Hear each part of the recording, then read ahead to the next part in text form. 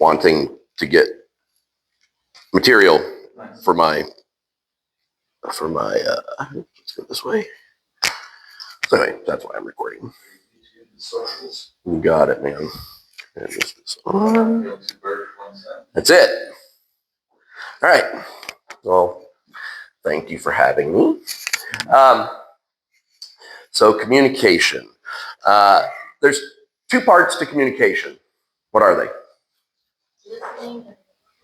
Okay, so that's an example of a specific type of communication. That's verbal communication, auditory. So chunk it up a level. So no, it's still kind of chunked down. There you go. So yeah, so there's the transmission and then the reception. Perfect.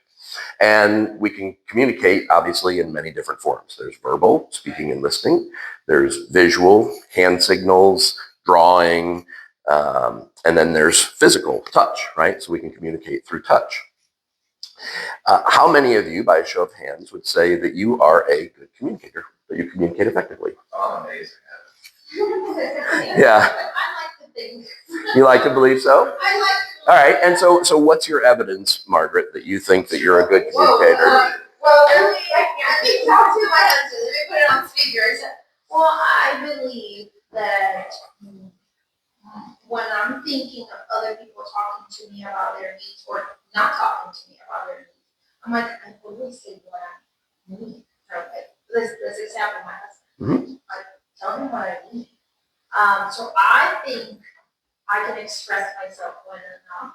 With time, I've learned to manage my emotions through, so I feel, I believe that I'm able to communicate well and effectively. And at work, in this case, I believe there's nothing hanging. So the way I think is when I speak to somebody and they don't say, "Oh, I can never get a hold of Margaret," or that's kind of my feedback. Okay, awesome. Thank you. Anybody else honestly think that you're a good communicator or a poor communicator? Oh, I think I can. But we all can need help, right? We all have a next level. Whether we think that we're the greatest communicator or not, there's always a next level, right? It's hard. Like I feel like I have 4 children, and in order to understand that, I have to listen. And it's not just like, I'm just kind of listening. It's like active listening. Like it really requires energy. Yeah. And like sometimes I sit there and I'm like, I did nothing. I'm just sitting here. But I'm like, oh my God, there's a lot. Like guys, I need a break. Okay, Mommy's gonna go listen to some music. It's hard. I think it's hard. And then I also, because I have one of my daughters who's an introvert, getting information from her is highly dependent on figuring out when the best time is and asking the right questions, because if you ask it this way, you're like, wow, this is tough. So yeah, so you bring up a great point, right? Different people communicate in different ways, and being able to change your approach. So one of the things that I like to say is if the approach you're using to get to an outcome isn't working, change something, right? So with one person, it might require a level of communication that works this way, but with somebody else, we have to change our approach. Cool. So I know that y'all have children. Do you have kids, Margaret? And I know you've got kids. All right. So we all have kids. So by a show of hands, have any of you ever made a sandwich for your children? By a show of hands? Like for them? Yeah. Like make a sandwich. Cool. And keep your hands up. And of those who have made sandwiches, have you ever made a peanut butter and jelly sandwich for your kids? Yes. Okay, cool. So Chris is out. All right. So I have 3 of you to choose from. So I'm going to choose Margaret. Thank you. So Margaret believes that she's an effective communicator, and so will you participate in the demonstration with me? Come on up. Give her a big round of applause. Absolutely. All right. Yeah. All right. So Margaret. So check that story. So really important. This is about what Margaret brought up. So what I'm going to do up here. I mean, this is other than my demonstration here. I'm a person who flows with what's happening in the room. Okay, and so if I hear something, I'm going to address it. So Margaret just demonstrated something that most people do. I would offer that we all do it, and it's a form of communication that's probably the most important form of communication, which is communicating with ourselves. And as soon as she walked up here, she said, "Oh, I'm going to fail this." Yes. They're not going to win. So the words that we speak have so much power, and the words that we speak create our reality. And so if you walk up to an opportunity and you say the words or think the words, "I'm probably going to fail," you're probably right. You are actually creating your future. So you've never done this before with me. You don't know what we're going to do. So you might as well, if you have a choice of how you're going to approach something, your choice can be, I'm either going to do great or I'm going to fail. You get to choose. So the best opportunity for you to set yourself up for success in life in general is to go into it with a positive outcome. Like, yeah, I'm probably going to knock this shit out the park. Yeah. Cool. All right. So we're going to do a little demonstration here, Margaret. And I believe that I have all of the components here for a world-class peanut butter and jelly sandwich. And we already know that you have made a peanut butter and jelly sandwich before. And we also know that you are an effective communicator because you told us that you are. So what we're going to do here is you are going to instruct me on how to make your world-class peanut butter and jelly sandwich. All right. Now, these are the rules. You cannot touch anything. Okay. And I cannot say anything. Okay. So you are going to just simply instruct me on how to construct your world-class peanut butter and jelly sandwich. And I'm going to do what you instruct me to do. You can't touch anything and I can't speak. Okay. Do you understand? Yes, I do. Okay. So here we Now, go. is it step by step? Open the bag, da da da da. The whole. Okay. You're going to instruct me on how to Okay, make so- peanut butter and jelly sandwich. Okay. First, grab the bag of onions gently. Thank you. Now, slowly put the bag on here. I don't know how to say it. With this section up. There you go. A little bit faster, it's okay. Just make sure we don't squish the bread. And then open the bag by grabbing the string that is, untie the string slowly. This is hard. You see how it's twisted? Slowly, you're gonna untwist it the other way to your left. To your left, keep going. You gotta grab it from the top, from this little top. Go down a little bit with your fingers towards the middle. A little bit more, and then twist it to your left. Maybe grab the other hand, grab the bread so it doesn't turn gently. I already said gently earlier. And then slowly keep doing what you were doing with the twist. Go towards the little head. Keep going. There you go. Keep going. Okay, let's check it out before we keep going. Okay, now you can grab the right string to the left and the left to the right. There we go. Now you can take it off with one little finger. Pull it. Two little fingers then. There you go. You did it. Okay, now you gently open the bag and take 2 slices of bread slowly and softly so we don't squish them. There you go. Very great. There you go. Now you can place them on top of the plate slowly. No problem. Thank you very much. Now you can slowly and gently put the bread on the side, and we'll close it later. So I don't want to deal with that.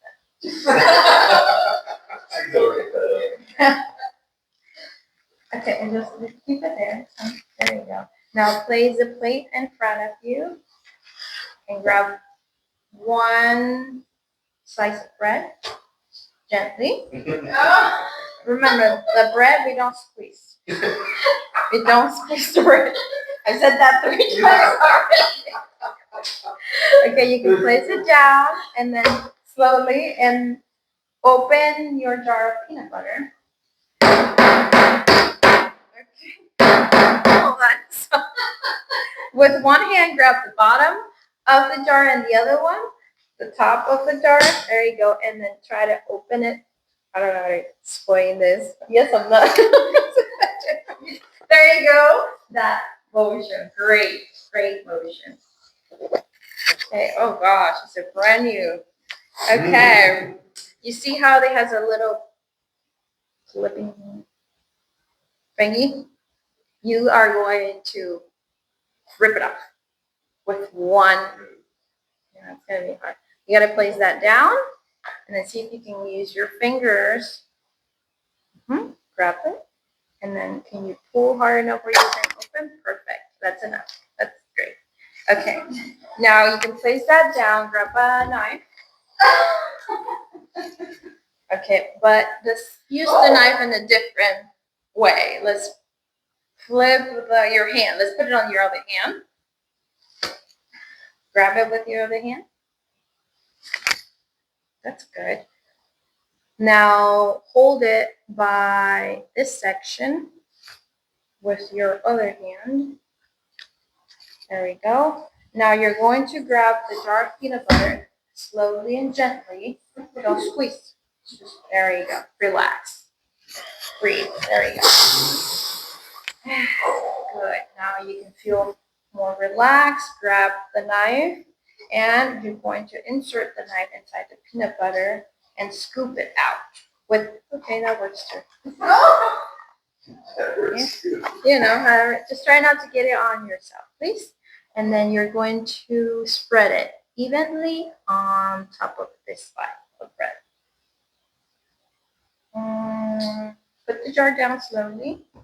Grab your dominant hand, which I'm assuming it's your right. So grab it by this side and slowly place the knife down and flip it over a little bit.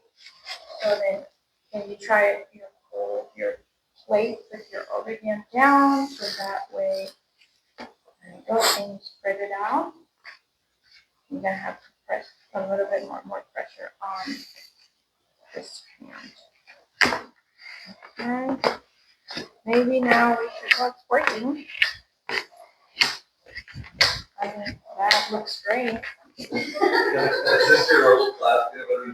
You know, it's for what we're working, I think it's going well. You know, and I think it'll be delicious. Do you think? I love positivity. You know, I'm not too hard on myself. Okay, maybe we can grab some more peanut butter with the knife. Well, you know what? Yeah, you can lick it. There you go. Good job. Grab the jar with your left hand and then insert the knife and scoop some more peanut butter. Just a little bit, not a whole jar. There you go. And a little bit more, please. A lot more, please. There you go. That works. Don't break it. There you go. And then now we're going to do the same. You're going to put the jar down. We're going to grab the plate. And we're going to relax a little bit. There you go. Grab the plate. And then we're going to spread it again. Flip it. Flip your knife. And try to spread it. Maybe the best way to do it would be to grab the bread instead of the plate. The other bread. This side of bread. There you go. Slowly spread on top of it, please. That's the bottom. This is the top. There you go. There you go. That looks great. Yeah. That looks great. What is this? Okay, now you can place both down on the plate. On top of the plate. Okay. And then maybe clean yourself up with the napkin. Oh. You didn't finish them. And then now we're going to open the jelly grape. Okay, let's see how the instructions. Grab the, it's not a tub. I guess grab this. Slowly, don't squeeze because it could come out. And then we're going to open it with your left hand Wait, how do you? Yeah. Okay. With your left hand, you're going to use your finger to flip the top open slowly. There you go. Now we don't squeeze because it could come up. Now you're going to flip over the jar, I guess, the bottle, and the other bread is flipped. Okay, grab this bread over here gently, and then place it down on top of the bread the other way.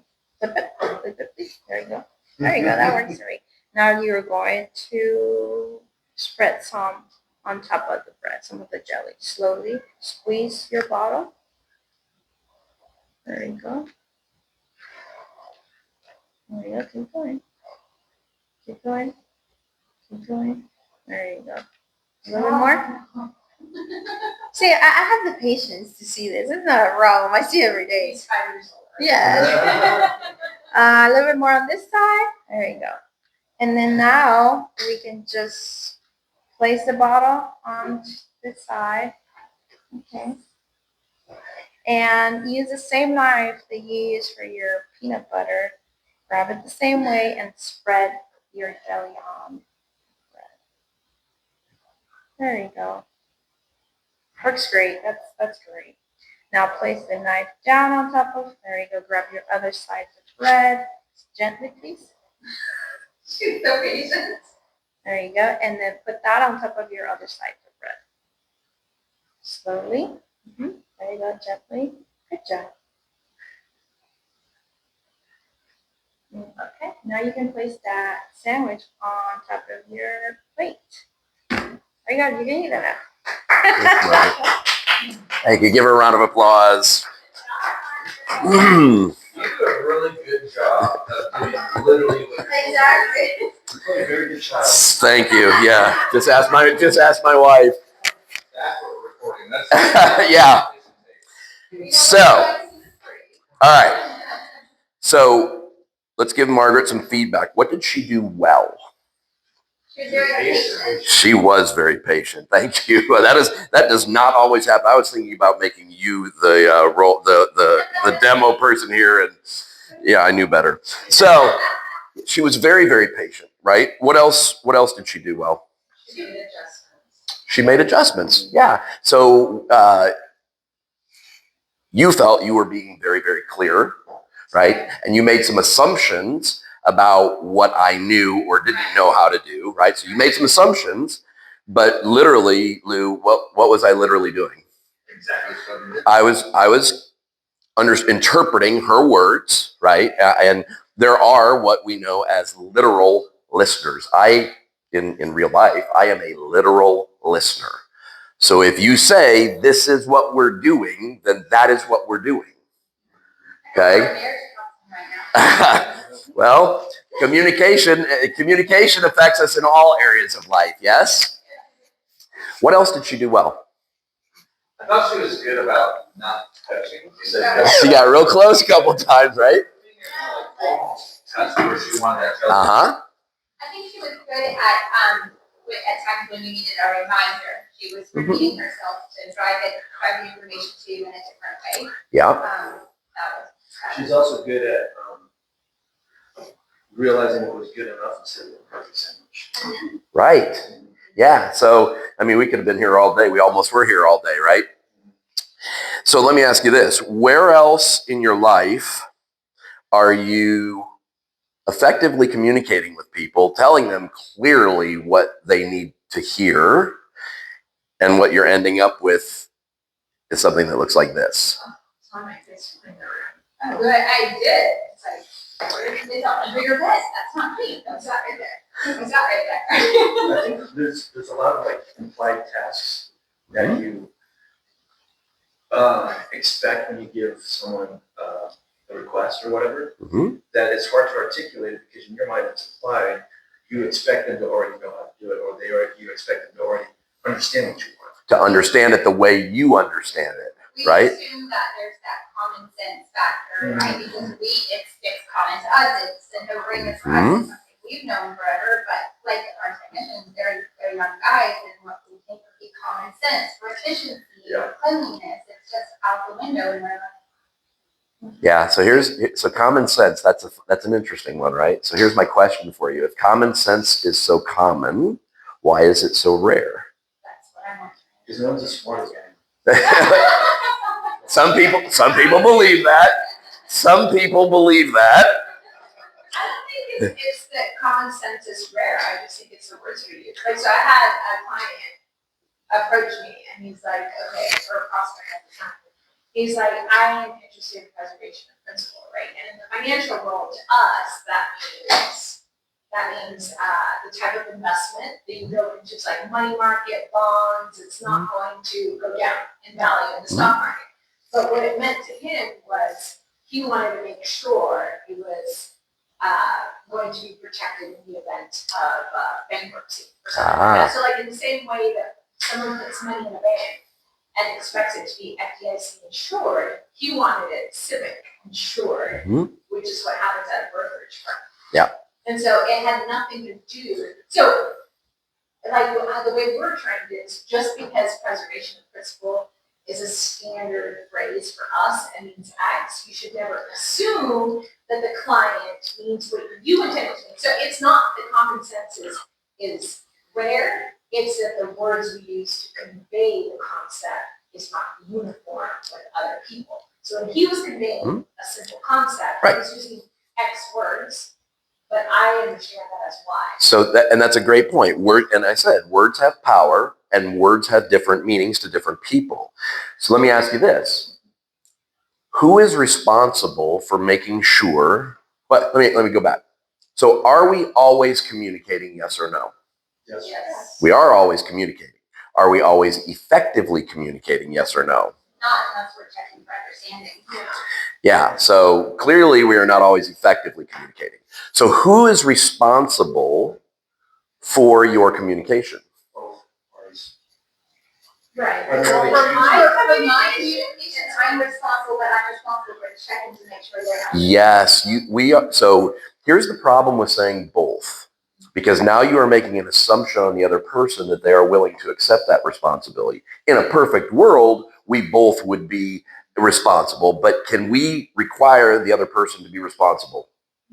No, we can only control ourselves. So the answer I'm looking for is I'm responsible, but I'm responsible for both ends. I'm responsible for saying what I want to say, but I'm also responsible for making sure that you're hearing what I'm communicating in a clear way. So like when I said, do you understand? That was your opportunity to say, now, an even better, more effective communication would have been to say, okay, so explain to me what it is that you think we're supposed to be doing here.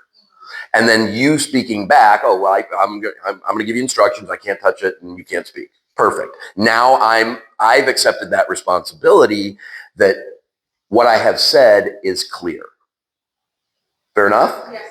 So now it would also be okay when communicating with other people. Now with children, it's a little more challenging, but to gain agreement. So instead of expecting or assuming that they understand something or that they are also willing to accept personal responsibility for their communication, it would be okay to say whenever you're in a relationship to say, look, what I'm going to ask is that we both accept responsibility for when we communicate.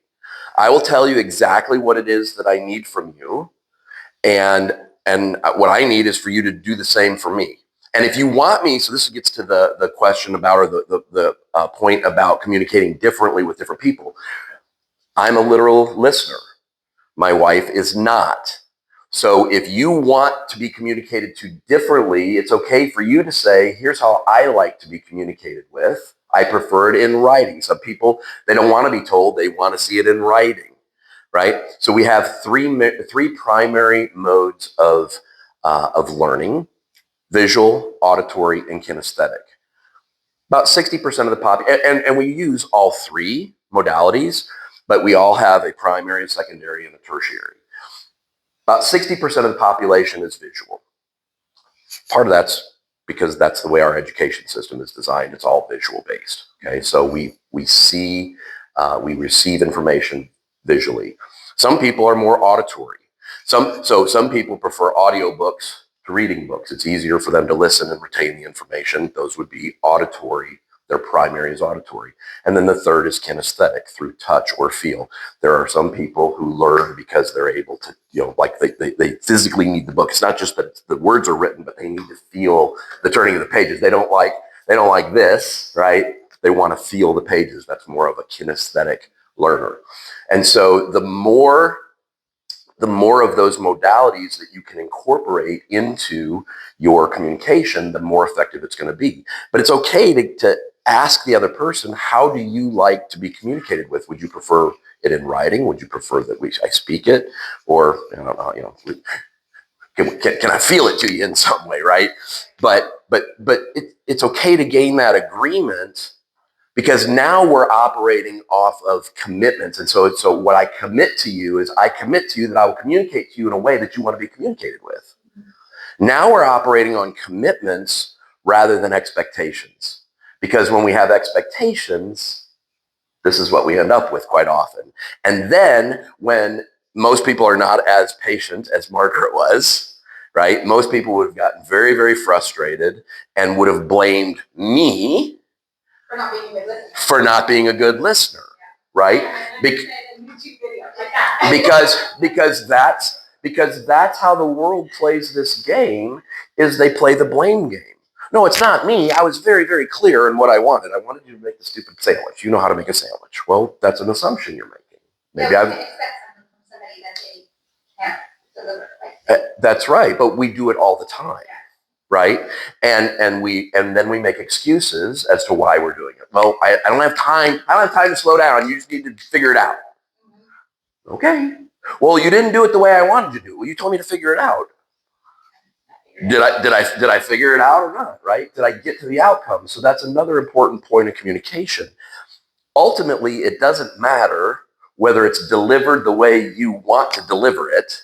What matters is that it's received, right? So far, how do you apply? So how much time do I have left? I haven't paid any attention. What time do we need to be done? 25 minutes. Oh, plenty of time. So how can you apply what you're learning? Well, as you're speaking, what I wrote down is, there's communication to customers, but also internal communication. Mm-hmm. And one thing that I was thinking as you're speaking is, as it relates to SOPs, Mhm. we discuss it as a team, we write it down, we have everyone read it, and they all sign it. What I don't have is a printed copy for it, because they're all in Mexico. Mm-hmm. And that's why I went back, like, we're both responsible, because one, I told you, we discussed it as a team where we all had an opportunity to input. And two, we wrote it down and we all signed it, an agreement that this is how we're gonna operate. So at which point are they responsible for that communication piece, right? Mm-hmm. Because then I can hold them accountable. But if there's no responsibility on their end, how can I hold them accountable for that? That's right. If they haven't accepted responsibility for their end of it and you hold them accountable, then all you're doing is blaming. So at which point are they responsible? When they say, so as long as you make it clear in your communication that by signing this, you are accepting responsibility that you will abide by the SOPs. So your signature is an indication of you accepting that responsibility. So now you have made a commitment. I am responsible for this. I'm saying, yes, I've given you my word via my signature. So now we have an agreement. If you sign this, that means you understand it. That's right. If you don't understand it, don't sign it. Let's talk about it until you do. So you do understand it. Right. So how would you do this process with a partner or child, right? Because it's easy to say, well, sign here, but you're not in agreement. So with children, with children, it's difficult until they get to that age where they can understand the concept of responsibility and accountability, right? But you can practice that with them, right? You can make them accountable to things, and you can teach them about consequences, about commitments and consequences, and that helps build that muscle until they are old enough. And how old is that? I don't know. Michelle, my wife, argues with me all the time that children's brains are not fully developed until they're about 25 years old. 40? Yeah. No. Yeah. Still working on it, right? But and she's right from a physiological standpoint, the brain is not fully developed. That said, most children, their belief systems are about 45% of their belief system is in place, fully in place by the time they're 7 years old. I was just gonna say, I think the age of accountability is around the age of 8. Yeah. Based on the fact that they know by then, they've had enough life experience by then of what's good and what's bad overall, if you've done your job. Yeah, and much to Esther's point, kids are, you got 4 kids, they probably are all 4 different. They were raised in the same household by the same parents with the same, we believe we're giving them the same treatment, and they're 4 totally different little rugrats. And it's like, what happened here? So understanding that the way I communicate with this one may be very different than the way I communicate with this one. And it can't just be a blanket statement, right? It also, to your point about, sometimes, so I got one son who's 26 now. He'll be 26 next month. I know when I ask him a question, I need to set aside about 10 minutes for the answer because I am going to get all the details. My other son, my youngest son, who's 23, his brother, I'm lucky if I can get 2 words out of him. I get a yes, I get a no. I got to pull stuff out of him. So because I know that about them, I accept the responsibility that if I want something from them, I know how to ask it. I know how to follow up, right? Change my approach so that I get what I want from that person. But that's my responsibility. Because if I just blame, I asked you a question, why didn't you answer me? I did answer you. I said yes. Well, that's not an answer. Right? But that's me assuming that you're going to tell me more. Why is your answer yes? Well, if I want to know why the answer is yes, it's my responsibility to say, and so why is your answer yes? Right? Tell me more about that versus expecting the other person and then blaming them when it doesn't work out. And we do this everywhere, right? We make assumptions. We cut corners. We expect other people to be as personally responsible as we are. And when we make those assumptions, we frequently are disappointed because there's 8 billion people on the planet. None of them have had the same experience in life as you have. They all have a different perspective of how the world works. They've learned different things. They know different things. And what we think is common sense, they may have never heard of before, right? So it's important. All right. So communicating is both transmitting and receiving. Yes? All right. So how does the listening part? Tell me how much time I have left. 20 minutes. What time do I need to be done? 20 minutes you got left to get out of here, and then part of that is good night. Okay. Yeah. So I can do like another 10 minutes, and then we can do. Awesome. All right. So that's the transmitting. That's an example of transmitting. Helping to communicate via, in this case, was speaking. Yeah. So the other side is the receiving side. So listening. So by a show of hands, how many of you are good listeners? Yeah. You're all kind of like, yeah, maybe sort of. All right.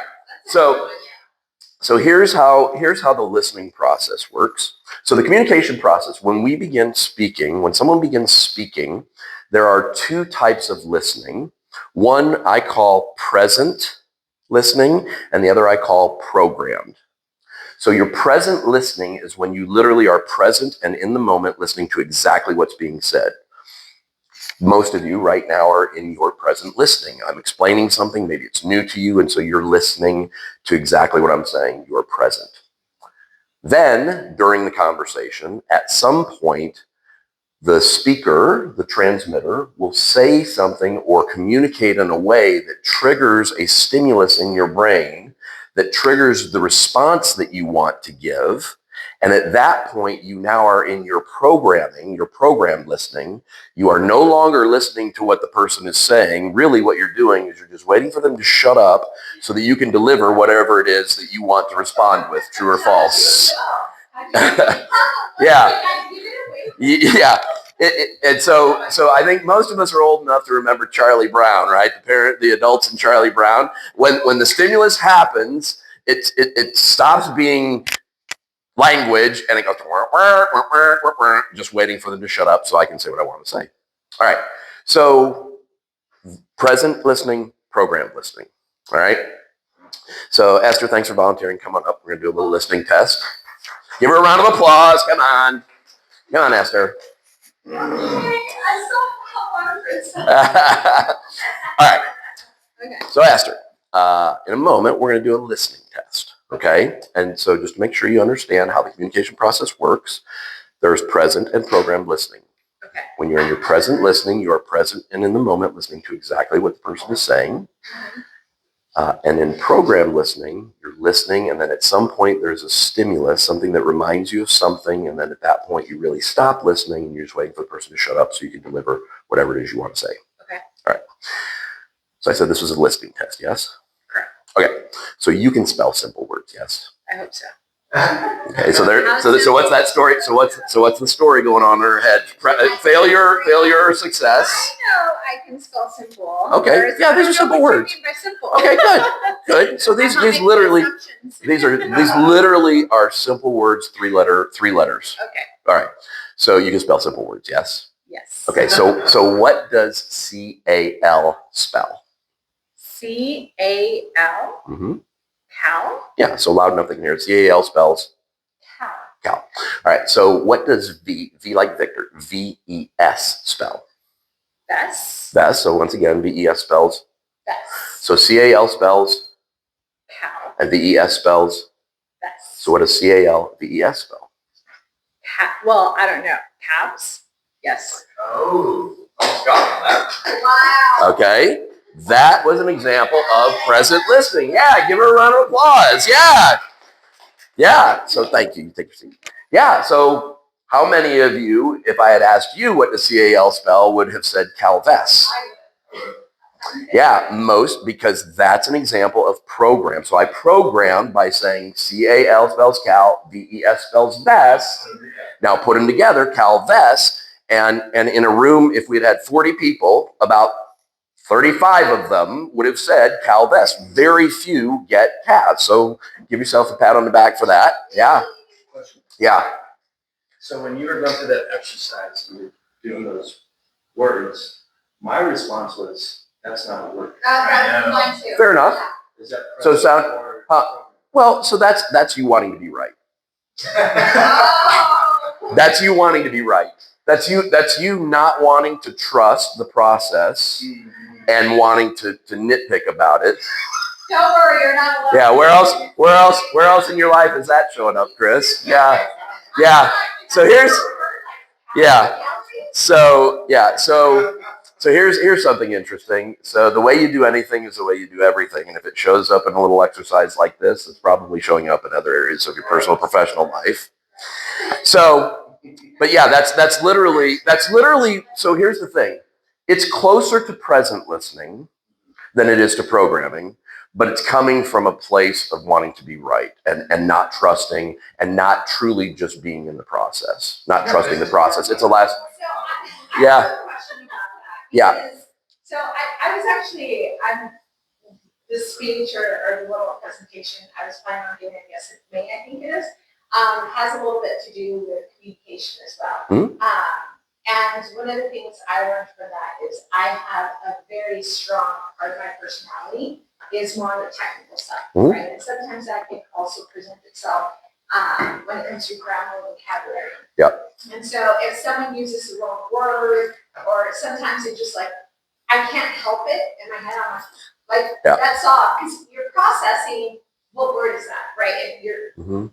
much, so I said cow, but in my head I was like, cow, that's not a real word. I was actually thinking the same exact thing, because I feel sometimes I can't move on unless I understand it from a technical perspective, not so much for wanting to be right, but like. Yeah.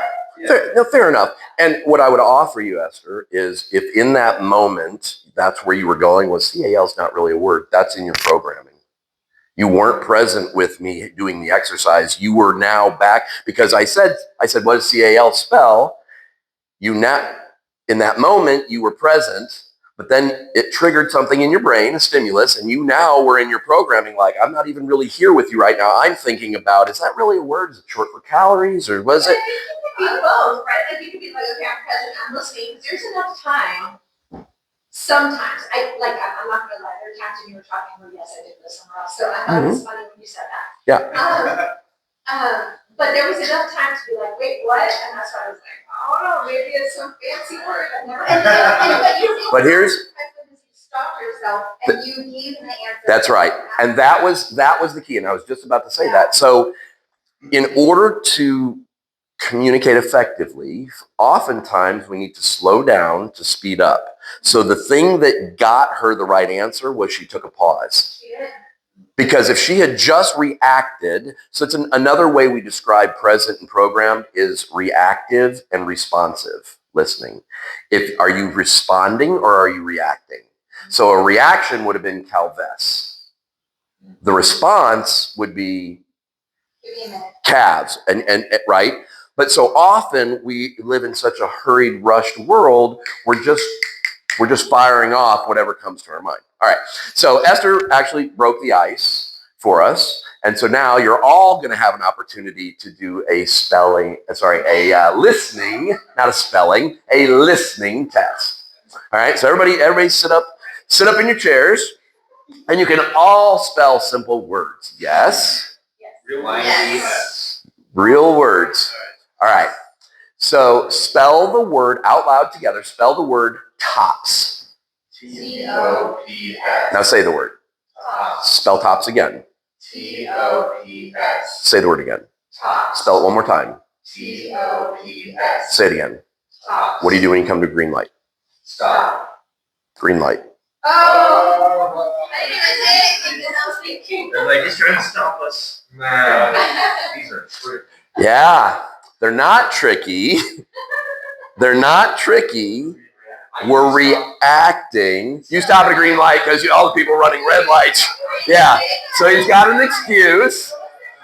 Yeah. So he's got an excuse. It's not stops. I was thinking that it's not S-T-O-P-S. I was thinking cops, but like, what does that have to do Yeah. with it? So, but that's another example of reactive or programmed listening. I programmed you. It sounded similar, right? All right. So I'm going to give you one more chance. Ooh, okay. Normally I would do a math example here, but people got stories about math. So I'm gonna do one more listening test. All right, and I'm pulling for you guys here. All right. So all together, out loud, spell the word silk. S-I-L-K. Now say the word. Silk. Spell silk again. S-I-L-K. Say it again. Silk. Spell silk one more time. S-I-L-K. Say it one more time. Silk. What do cows drink? Water. I just shut up. The Calvesses out in the field drink milk. The cows drink water. Yeah. I did not to say it out anything. Yeah. So the reality is, even though you didn't say it out loud, be honest with yourself. If you had spoken out loud, the question is, what would you have said? You would have said milk. Yeah. And so here's the part about that that's not so fun and funny, right? So these little examples are kind of fun and cute and funny, but here's the part that's not so funny. There are people in your lives that you love and care about that are telling you everything they need from you to be happy and fulfilled in those relationships, both personally and professionally. And what you are delivering to them is milk for the cows, stopping at green lights, and Calvesses in the field. And so who's responsible for that, making sure that you are hearing what's being communicated? Yeah. And so that's really where this personal responsibility, it's a big deal, right?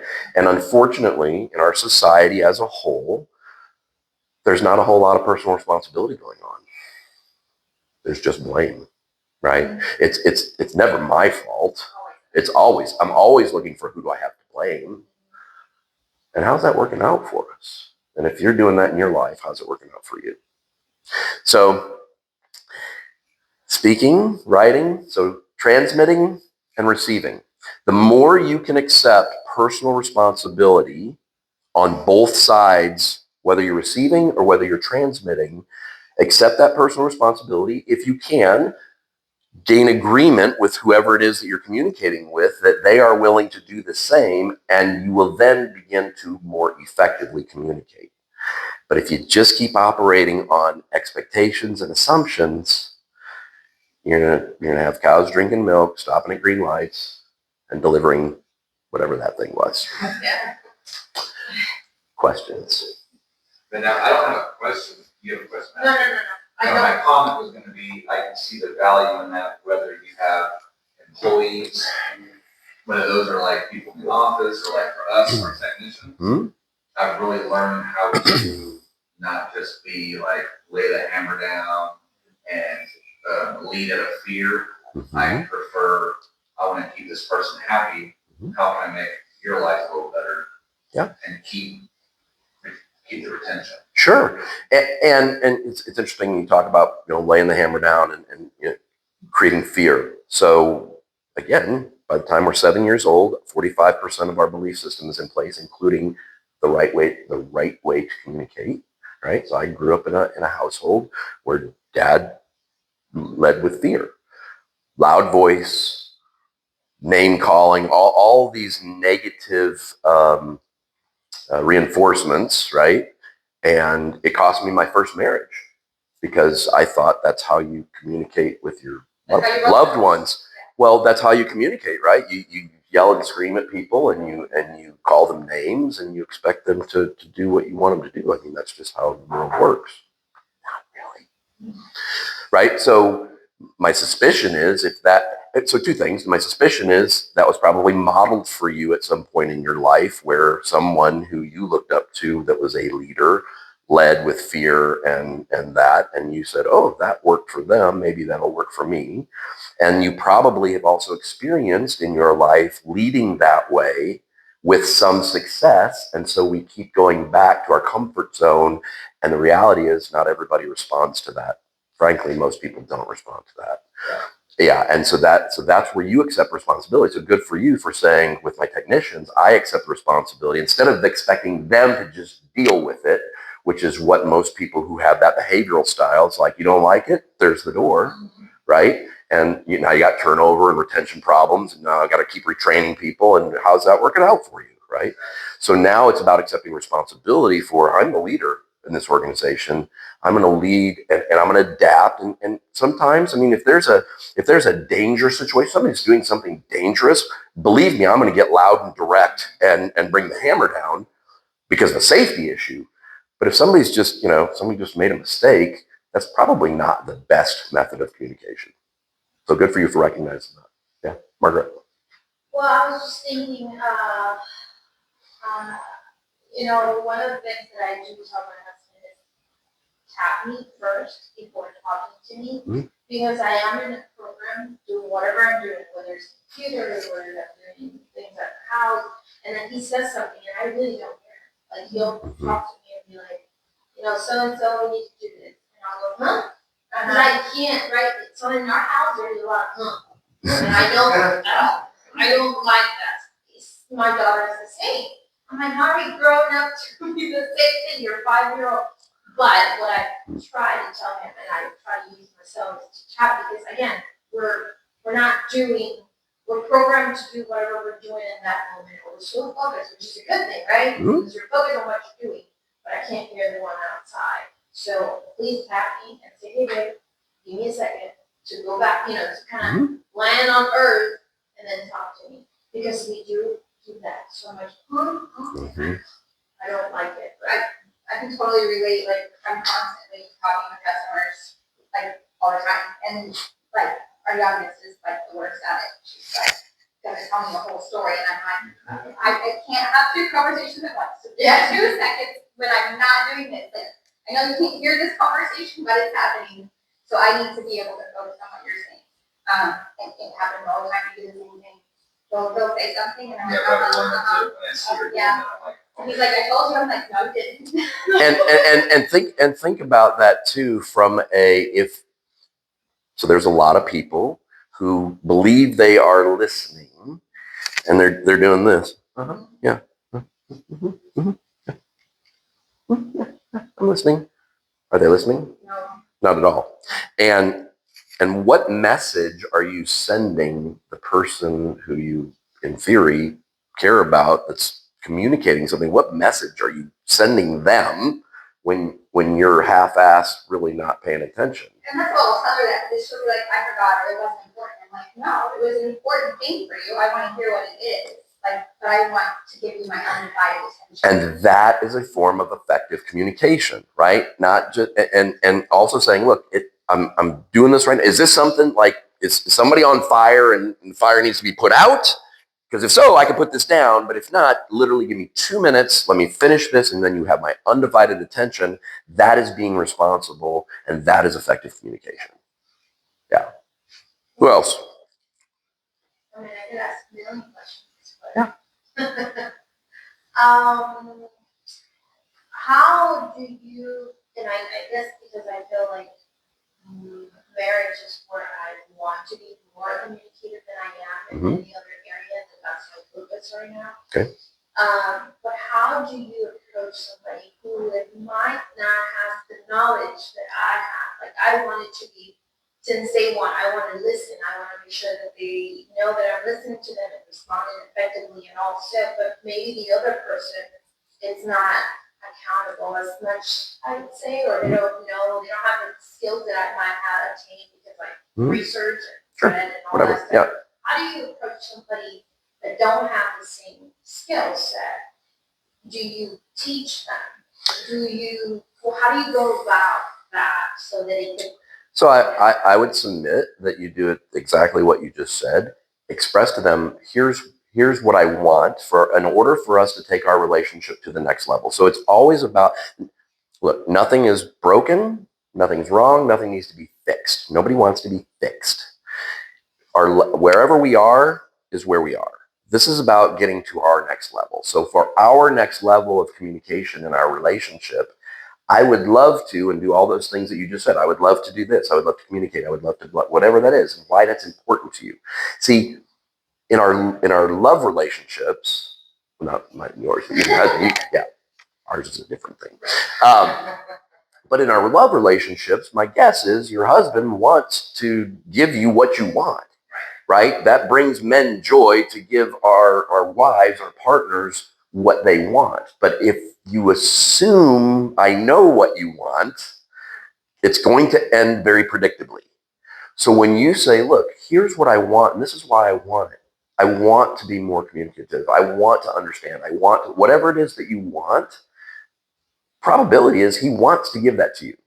And so then you say, and so in order to get there, what I need from you is, it's okay to ask for what you need. Right? Again, in relationships, we make these assumptions that the other person knows. I promise you, if you are dealing with a man, he doesn't know. He does not know. He doesn't know because our brains don't work that way. We don't know. But if you say to me, this is what I want, this is what I need, well, now I know. Now it's a choice. After that, it's a choice as to whether I give it or not. But expressing what you need, and you don't even have to point out that I know things you don't know, unless you can say, I've had some things that have helped me be more communicative. Are you interested in learning what those are? Or can I help you? And then saying, what do you need from me in order for you to be able to communicate that the way I need to hear it? So it literally is about communicating and talking about and expressing what you need in that relationship. So often in our relationships, for whatever reason, there's this fear of communicating what we want or what we need until it gets to the boiling point, and now the anger and the hammer shows up, and we're screaming at each other because why don't you ever give me what I need? Because you're both automatically on defense. That's right, because we're not communicating at all. All we are now is defending our truth. We're not listening at all. All we're doing is processing from our programming. And no effective communication is happening at that point. I assumed she wanted more high fives. Yeah, well, she should have them. Everybody needs more high fives. I love when he calls me bro. Yeah, awesome. Well, why wouldn't you? No, that's good information. It really is. Yes, yeah. It's always good to hear. Communicate, like everybody's saying, it's just not work, but also your relationships. And every single one, because we're talking about friendships, It- children. It's every area of our life, right? It's our professional life, it's our friends, it's our family, it's our kids, it's our loved ones, right? It's every relationship. It's all the same, but the communication, so the process is the same, right? But everybody wants to receive it a different way. And if we just assume that the way I'm giving it, that if I assume that you're just going to receive it the way I'm giving it, that's not on you. That's on me. That's the personal responsibility. So, two key takeaways: accept personal responsibility for both ends of the communication, both transmitting and the receiving, right? And ask for what you need. Ask for what you need. Be open and willing and vulnerable to say, look, here's what I need. In order for us to get to that next level, this is what I need. And then if you're going to ask them what do they need, don't ask that question unless you are willing to give it to them. Absolutely. And then I would say to you, saying your focus is on marriage, that if that relationship and communication is faltering in any way, it's going to affect What time do we your gotta be out work here, life. Martin? Right. If we're not communicating well in any one of those realms, parenthood or with our spouse or, with our customers or whatever, it's gonna spill over. Yeah. Mm-hmm. Into communication from the other areas as well. Absolutely, it does. So It does. always, focus on that. Where am I, failing the most? Let me pour more into that and it's gonna spill out. I think it goes back to, blaming the other person because I do believe that I know more, that I communicate effectively. So then I go back to, well, I explained myself, Mm-hmm. everything that I needed, and somehow you still don't. And it doesn't lead to defensive. That's right. Because now you're blaming. Yeah, when I'm on the receiving end of blame, I'm not listening to you. Right. I'm just putting my wall up, waiting for you to shut up so I can tell you my truth. Yeah, right. So Right. it's a way of, okay, how can I help you And here's understand me? here's another component of that. Okay, in any relationship. So let me go here.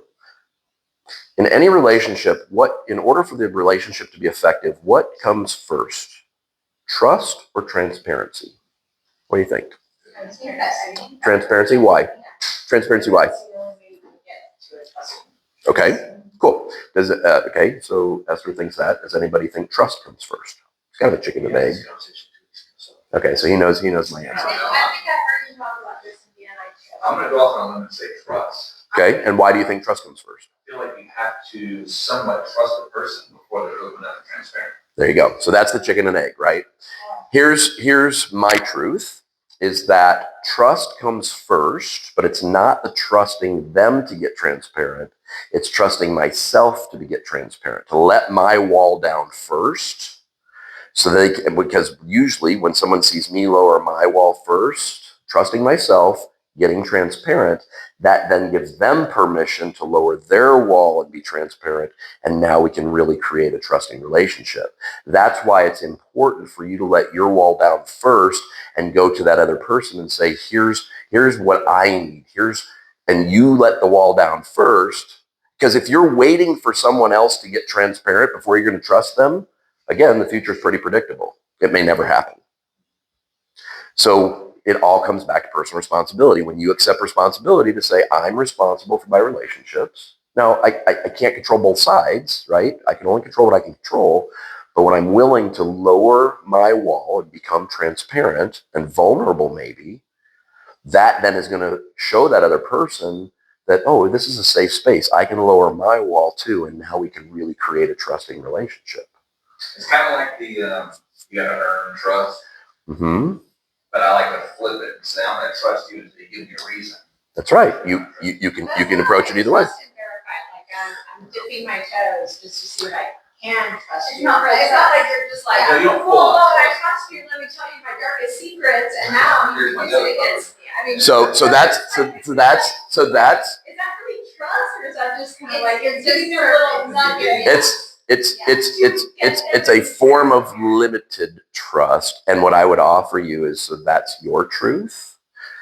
What I have learned, my truth, is that I'll tell people that I've never met before, like serious stuff that's happened to me, because it matters. Not, it depends on what the context is, right? But if you have a belief system that says, I'm not going to share anything vulnerable with you, I'm going to dip my, I'm going to like feed it out to you. What that says is you don't trust yourself enough. And that's why I say it starts with trusting myself enough to give out whatever level I need to. And maybe it is a component of that, right? So I'm trusting myself to give out this much. And what I would encourage you is to say, you know what, I'm just going to trust myself and I'm just going to put it out there. If it's in the context of what we're dealing with, if it's important. Because otherwise, what you give, so there's a universal law called the law of reciprocity. What you give is always what comes back. So if you give a little, you're going to get a little. Now, it might not look like what you gave, but that's what you're going to get back. So if you want to get a lot, then you need to give a lot. It starts with you. And so, yeah, it's interesting how you can start to see these things, right? So if I'm just going to dip my toe, then you're going to see them dip their toe. And all we're doing is dipping toes. We can never maybe we either never get to the place we need to get, or it takes a super long time because both of us are just waiting for the other person to jump in the pool. Well said. Cool. Any other questions? I got 5 minutes before we got to be out of here, but any other questions? Okay, so on a scale from 1 to 10, how valuable was today? Scale from 1 to 10? Great. What had the most impact on you? Oh my gosh, you're putting me on the spot. The most impact was being responsible for transmitting it. Perfect. Thanks, Esther. Thank you Good seeing you. guys. Scale from 1 to 10, how valuable? Okay, and what had the most impact? Oh my goodness. The exercise we did with the words and her being able, I'm like Chris, and I just want to tell you, no, that's not right. That's wrong. That's not a word.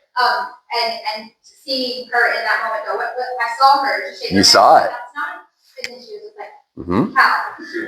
She held it back, and I'm like, well, that's something I need to practice. I need to restrain and take a minute and think before I speak. Perfect. So, that was beautiful. Thank you. Sharon. Lou, scale from 1 to 10, how valuable? Can I give it an 11 or is that not on there? You can. I'm gonna go 11. All right. And what had the most impact? I like the sandwich thing because you, like she said, I'm a good communicator, but to what degree, right? So I like that because that had to be literal, like you. I was trying to, in my mind, how would I tell them to put jelly on there? Get scraping the jelly off. So yeah, I think the sandwich. Awesome. Thank you. Scale from 1 to 10? Oh, absolutely, 10. Yep. What had the most impact? Yeah, communication, it's a great, always great topic. The most impact I would say is also both and is my responsibility, but more so on the how can I, or what can I do to help you understand me better? Like, do you need this? How do you need me to do this? So just not giving the responsibility in this case, when we're talking about my marriage, my husband, then I would be probably more open to say, well, how can I talk to you better? Yeah. Writing, that was very, very, very impactful. Awesome. Thank you. Chris?